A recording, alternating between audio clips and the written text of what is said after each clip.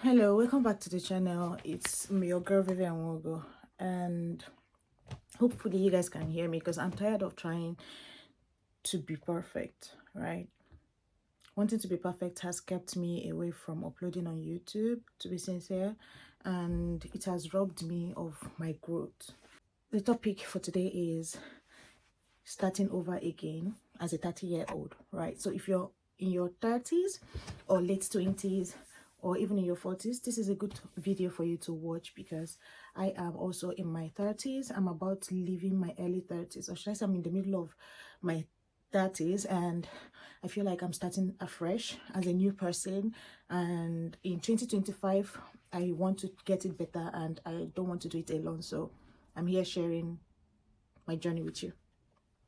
So I know it can be overwhelming once we hit 30. It's like, oh my God, everything is running. We're running out of time. Especially if you are single, not married, you don't have properties to your name, you are not where you thought you should be by this time. It can be overwhelming and it can cause severe anxiety. And I'd be lying if I tell you that I am not in that headspace. But I mean, there are things to be grateful for. One is even being able to watch this video is a blessing already. So looking back on how I have spent my adult years, at least from my 19 years of age up until now, I would not say it has been perfect, but I've been this person that has always been obsessed with what the future looks like, what is next. But it is also very important that we sometimes take the time to slow down and think about what is most important, which is now, right? Where you are currently, what is happening, assimilating, enjoying, and learning from what you're going through now because you might need it for tomorrow. So I'm deciding that I'm going to slow down, right? We're entering 2025 and I want to try to get it right this time, right? Instead of like trying to rush and look at 10 years, 5 years future, how about I look at now and tomorrow and next week? It's more rewarding that way because then I can use what I have now to actually build that thing I'm anticipating instead of waiting and looking forward to those years. And it's also very important that we realize that we have a lot of resources to us right now. You have learned a lot being going through your teenage age to your adult age up until now. You need to know that you have also learned in a lot. Even if you're not married or you don't have kids or you don't have house or you don't have cars, there are things you have that are in your head. Your life experiences are important. The connections you have made are all important. So instead of obsessing about what you don't have, how about you be grateful for what you have now? So how are we preparing for 2025? Personally, I am going to create my vision board. I'm putting it together. I'm thinking about the things I want to manifest this 2025. So at some point, I'm going to sit down and create that vision board. And I think you should do the same thing. Early this year, not really early this year, but towards the end of 2023, I created a vision board which I ran with up until around April 2024. I realized that my vision board, and I realized that I was not connecting with my vision board. So I had a vision board, but when I look at it, it wasn't really what I could manifest or what I wanted. There was no alignment between me and my vision board. So I had to rearrange it. I had to create a new vision board. And when I did, I tell you, almost everything manifested. I manifested almost everything on that vision board and it made me very happy. So this is a good time to try to create your own vision board, but make sure there are things that you really want to manifest. Perfect example is if you're dating somebody currently and you really want to get married by the end of 2025, right? Instead of putting that person on your vision board to say, I'm going to get married to Theophilus by the end of 2025. So you put it there. It will make you act desperate. It will make you very anxious. It will make you walk on eggshells because you don't want to upset them. You don't want to make things that will ruin the relationship. And do you know what you end up doing? You end up ruining the relationship because then you are too careful, you're too emotional, you're too attached. What I did when I was trying to manifest the things that I was already involved in was I had to change it in April. For example, if you are maybe applying for a job, right? You want to, for example, if you're a nurse and you want a job in the theater, and then you create a vision board and say a nurse working in the theater, right? Probably because you want better pay, right? Now, instead of saying working in the theater as your vision board, how about you put a target for how much you want to be paid? Because then you can either get a job in the theater, or you can get a job in another department that will also pay you that same money, or you can even get a job to head a department, right, that will give you a better pay than putting that you want to work in the theater just because you want to earn a particular amount. Do you understand? That is how it works. So let's say, for example, you're dating somebody. Now, instead of putting that person on your vision board, put your marriage on the vision board. They said to be specific when you're manifesting and all that. Yes, it's very important, but specificity does not mean that you have to focus on one particular person. If you want to get married by 2025, you write out the attributes you want in the man, and how you want that man to be and all that, and put it on your vision board.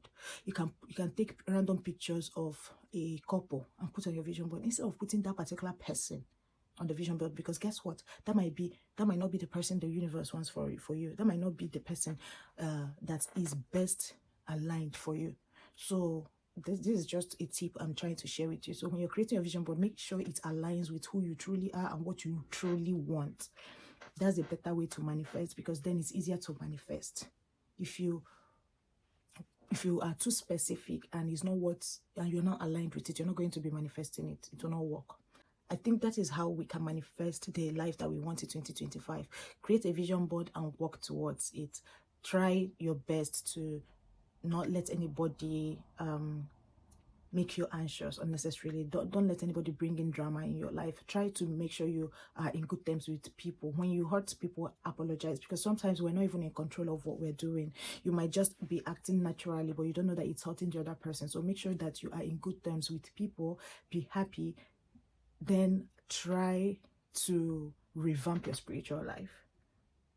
This has helped me significantly. Try to revamp your spiritual life in the essence that instead of always thinking about the negative, I'm stupid, I'm this, I'm that, I don't function well in this, I don't do well in that. You are reinforcing those things to keep happening in your life. Try your best to change the things you say and the things you speak out of your mouth, because that is a better way to manifest a better life.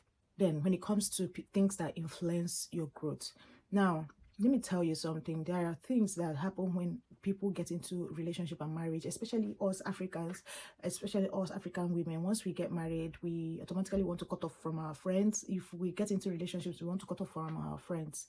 It's understandable, because then when you get into a marriage or a relationship, you get consumed by everything that has to do with the relationship, because we are trained to nurture the person we get into a relationship with. So for example, if you're in a relationship with a man, sometimes he becomes your best friend, so you are always with him, he's the one you talk to and everything. Then you now start withdrawing from your friends. But it is also very important that you keep in mind that your friends come first before this person. I'm not saying you should prioritize your friends, but I need you to know that your friends were there before this person, and they will still be there when this person leaves, if this person leaves, right? So it's very important that you keep your friends around. And the kind of friends you have is also very important, because you might be in the wrong situation at some point, and they looking into what you are in are the ones that will be able to drag you out of it.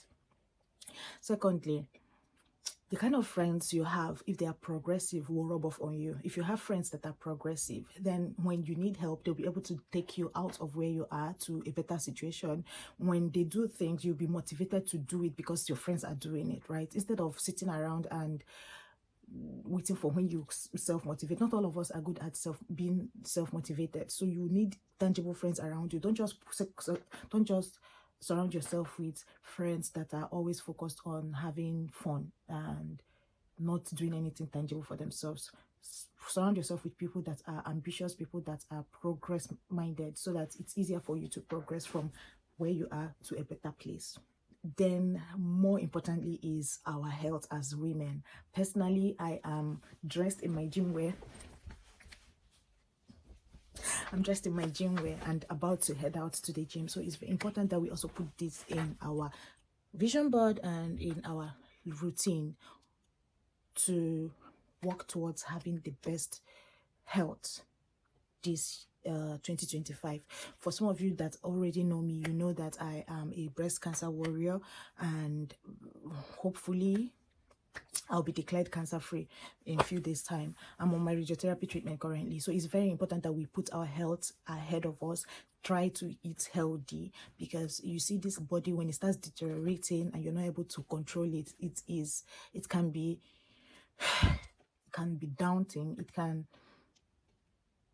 not being able to even control your health can kill you more than the disease itself. So it's very important that we take control of our health early enough. Avoid emotional stress. If you are in situationships or relationships that are stressing you too much, what are you doing there? Why not go to places you are loved? This will really help your central nervous system to be calm. At some point I was taking diazepam because I was stressed. I would get agitated unnecessarily. I would be getting heart palpitations because if the person I'm with does something, just slight something that I see as a mistake, I start breaking my own heart because I'm an overthinker. I think the relationship also made me start overthinking things. I start reacting to things emotionally. It was just so much emotional stress. So make sure you prioritize yourself physically, emotionally, spiritually, and however you can, to just make sure you maintain optimum self-health. Do it. You are in your 30s. You're no longer a baby. All right? Do these things. And lastly, what I'm going to tell you is that you are not where your friends are or where other people are does not mean that you have to give up. It's not late. It's not too late. It can never be too late. Where you are right now is another opportunity for you to start again. Go back to the drawing board and figure out what you are not doing. I don't know why we overlook YouTube. YouTube is a great place. I go for inspiration to see what other people are doing to make money, to grow themselves and all that. So consume resources that will help you. Do whatever you can to get better at what you do. Learn if you have to learn from people. Spend money if you have to spend money to learn or get something. But all in all, try to invest yourself so that you can move from where you are to where you want to go. Watching this video is the first step, because now it means that you are interested in growing. Now don't stop here. Keep moving, and I'll see you in the next video.